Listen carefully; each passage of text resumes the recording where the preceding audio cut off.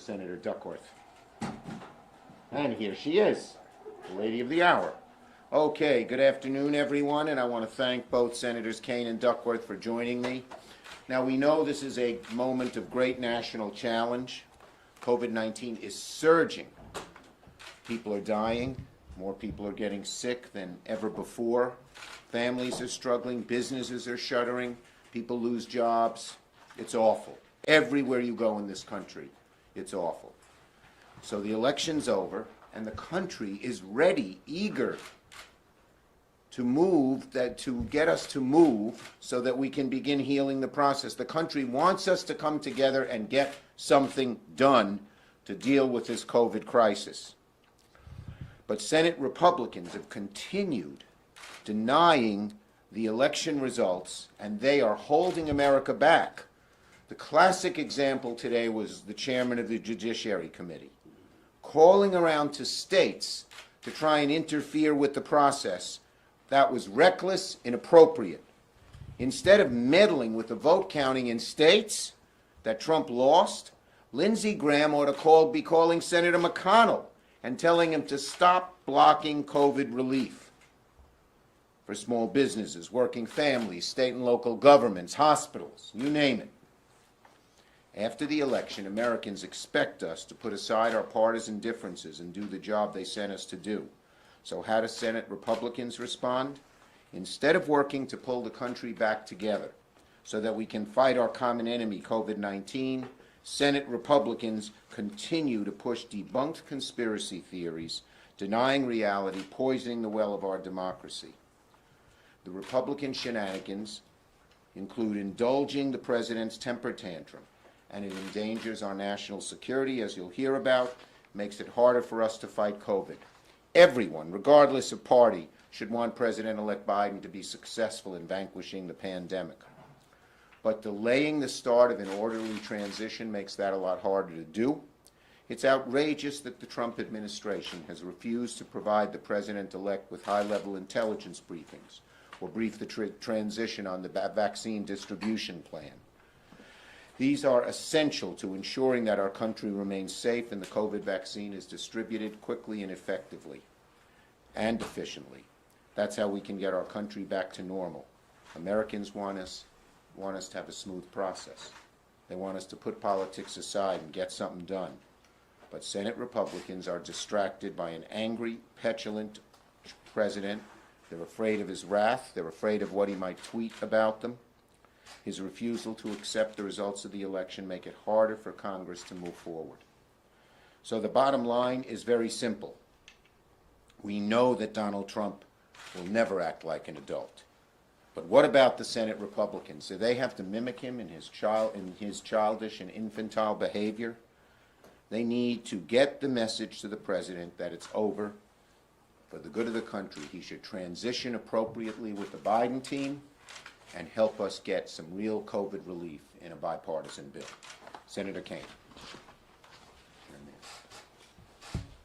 Well, I want to thank the leader for the chance to appear together with him and my friend Senator Duckworth on this.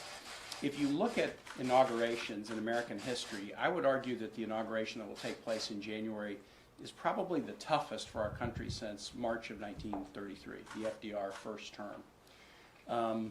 A pandemic that has caused unprecedented and unnecessary death, economic challenges, challenging global health situation, challenging global security situation. So what President-elect Biden is walking into is one of the toughest first days in office probably in the last 90 years. That makes the need for this transition so important. And what is the Trump administration doing? I won't repeat the comments that the majority leader made, but one in particular, the refusal of the GSA to give this ascertainment, to say, okay, Congress has put monies together, a transition, we can start spending them to let the Biden team work. Who would it harm if they did that? If they wanted to fight court battles, they could still fight court battles. Who would it harm allowing the Biden transition team in this most challenging time to start working on these really significant issues? It would harm nobody, but it's harming everybody that they are just giving in to the whims of this petulant president. And I'm so disappointed. I'm not surprised at the president, but as Senator Schumer said, I'm disappointed in my Republican colleagues. This is hurting national security. Senator Duckworth and I are both on the Armed Services Committee. When you see a president ignoring the advice of everyone in the Pentagon and deciding, hey, we got to do a troop withdrawal for political reasons 5 days before I leave. We've always said that withdrawals should be conditions-based and not arbitrary. But this is worse than an arbitrary date. It's a purely political date. And that is leading our Republican colleagues to call out the president and Pentagon leaders to call out the president because it will make the world less safe for us and others. And then the second is in the area of the vaccine. Having been a governor during H1N1, a vaccine development is great, and thank goodness we're seeing some good news about that. But the distribution of a vaccine of this complexity, to try to get to 70% of the American population, to have a phasing and a staging, and to do it for people who don't have the money, is extremely challenging. The logistics of it are really, really hard. And not interacting with the incoming team or letting the Biden transition have the full resources at their disposal will make that distribution challenge much worse. Last thing I'll say, matter of kind of personal privilege, if I can. I stood on a stage in a hotel room in New York City the morning after the 2016 election with a former Senate colleague, Secretary of State. The polls had only been closed for 10 hours. The race had only been called for 8 hours. She had won the popular vote by 3 million votes. She was behind in the 3 key states by 77,000 votes. I saw how hard it was for her to deal with her own feelings that day, but I saw what she did was, but I got to think of the country first. And she stepped to the mic and she said, I know we're not going to change that many votes. We've got to start a transition, help President Trump be a successful president. Now that's what we should expect of any president. And we know we can't expect it of this president, that kind of courage, that kind of putting country first, but we ought to be able to expect it of Republican senators. And that's what I'm finding just very disappointing at this moment. Thank you.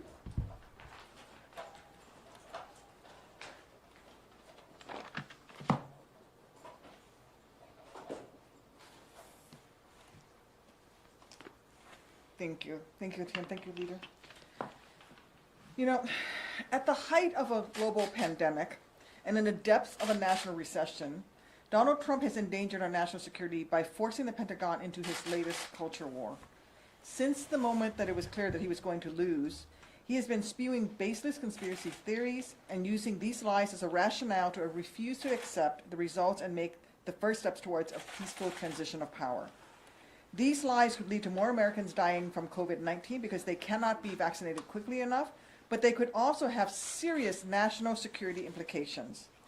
Over the past week, President Trump has upended any sense of stability in the Department of Defense. Aside from reports that he literally wants to attack Iran and has plans to weaken our military, betray our allies, and arm our enemies with a rapid, unsafe drawdown in the Middle East, he also fired Secretary Esper and replaced him and other top Pentagon officials with a series of unqualified loyalists who seem to have been chosen for their loyalty to this one man in the White House rather than their own competence. This upheaval represents a dangerous escalation at one of the most fraught moments possible. Let me just give you a little historical reference here. Our enemies historically have tested us within the first year of each new administration. Less than 6 weeks into Bill Clinton's term, a truck laden with explosives detonated in the basement of the World Trade Center. Within 6 months of Barack Obama taking the oath of office, North Korea had rattled its sabers twice, launching a rocket over the Pacific and then conducting a nuclear test. 4 months after Trump was sworn in, Syria's Bashar al-Assad launched a chemical weapons attack that killed at least 90 people and tested American commitment against the use of chemical weapons. And of course, 9 months into George W. Bush's presidency, we had the 9/11 attacks. You know, our troops will always do everything in their power to keep us safe. I have every confidence in their tactical and technical proficiency and their professionalism. Unfortunately, the commander-in-chief is making it harder for them to do their jobs. Looking at the history, the value of ensuring a smooth, stable transition between administrations becomes obvious. So too does the necessity of ensuring that the next commander-in-chief is fully briefed on the gravest national security threats at the moment that they step into the Oval Office. And that's one reason why incoming administrations are typically given access to Defense Department building and personnel prior to taking office. Yet, instead of following precedent, Trump's White House has barred administration officials from cooperating with Biden's transition team, prevented President-elect Biden from having access to the all-important president's daily briefs, and that he himself has ignored, and he's refused to provide the president-elect a secure government line to speak with world leaders. Rogue states, terrorist groups, and adversaries like Russia, they are all watching us right now. And they're all aware of the opportunity this transition period presents for their own strategic goals. They will see that we now have lackeys instead of experts in crucial Pentagon positions, and Trump is once again putting his own self-interest ahead of our national interests. He is sowing chaos, and we most need stability and exposing his weaknesses to those who would do us harm. With all that is at stake, it is on the GOP, my colleagues in this GOP, to say enough and prove that they care more about protecting our national security than protecting one man's ego. We need to do better, and our national security is at stake. Thank you. Thank you. Both excellent statements, my two fair senators. We'll take a few questions. I have to get down to the floor when the vote starts. Yes. Thank you, sir. So we know that over the past few months, we've seen a lot of violence in the streets, whether it's protests or whether it's people that are out looting and causing some trouble in some of our major cities. This last weekend, we actually saw protesters from supporting both political parties coming out and causing issues amongst each other. What would you suggest that Vice President or President-elect Biden... Well, all I'd say is this. Violence, wherever it comes from, is wrong and should be condemned. What should he... That's it. Mayor Schumer, it seems like Judy Shelton's nomination is on the rocks. When did you contact Senator Harris to come to the Senate to vote today? Senator Harris knows this is an important vote, and she's here for it. She didn't need contacting. Senator Schumer. Senator Schumer, knowing how critical you've been of the Trump administration for its entire handling of the coronavirus, we now have 2 highly effective vaccines right on the horizon. Do you give the Trump administration and its program Warp Speed any credit for where we are now with the vaccine? Well, you know, I've talked to the heads of some of these companies, and they've done a great job. And there's times when the private sector is good and the public sector is good. This was a good combination of both, but I really give a lot of credit to the private sector for developing. The test is out on the Trump administration because their main goal is to get the vaccine distributed fairly and equitably, and so far they've behaved poorly on that. Yes. Senator Schumer, people have been hearing for months now from Democrats and Republicans that it's their priority to get a COVID deal done, that it's the top priority. We're going to get it done. We're going to get it done. Leader McConnell just a few minutes ago told all of us reporters that he still has not had a single private conversation with Speaker Pelosi about a negotiation.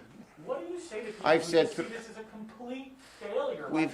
It's Leader McConnell. I have asked Leader McConnell 3 times, and on the floor yesterday and today, to sit down and negotiate with us.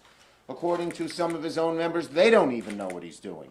So this idea, Democrats are eager to sit down and get a bipartisan bill. It's only the Democratic House that has passed the bill. If you want to get something done, we need our Republican senators to tell Leader McConnell to sit down and come up with a fair, comprehensive, bipartisan negotiation. Next. Senator Schumer, some of your Democratic colleagues are disappointed you didn't win more races, Senate races on election day. Can you talk a little bit about the feedback you've heard from the caucus? Yeah, we've had great feedback. Look, we are all we did job number 1. No Donald Trump as president and Joe Biden as the next president. And we're all very happy with that. We're working very hard on Georgia.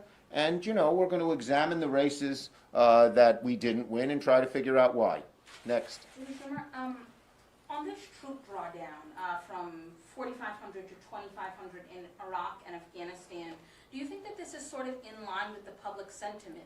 You know what I'd say? Americans weary of war? I just learned about this. The Trump policy has been so erratic, almost based on whim, what happens when the president rolls out of bed each morning and how he feels. So I don't have a strategy. The American people don't have a strategy. I don't even know if the military has a strategy in terms of what he's done. Please, Tim.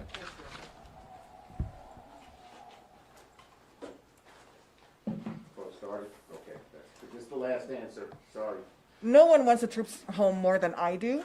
But frankly, to bring the troops home in a chaotic way like he is doing with very few weeks, literally, to bring the troops home with just literally weeks of planning, actually no planning at all, sets up a logistical impossibility. How do we bring all those troops back? And we actually will leave the remainder of the troops there in a dangerous situation because we are going to have to leave behind our military equipment. There will be caches of military equipment left behind because we lack the logistic capability to bring all that equipment back. So we bring back half the troops by the beginning of January. That means that we're leaving equipment behind that the Taliban and our enemies can fall in on to use it to then attack the remaining troops that are still in theater. This is the wrong way. This is why all of the military commanders have spoken up and said this is the wrong thing to do. We want our troops home, but let's not bring them home in body bags. And that's potentially what's going to happen if this president gets his way and puts his own political timeline ahead of our national security. It seems Thank so you, that like everybody. there's never That's a it. good time. Thank you, folks. I'm sorry, I'm gonna hurry ahead of you guys. Yep, no, I gotta go vote too. Thanks.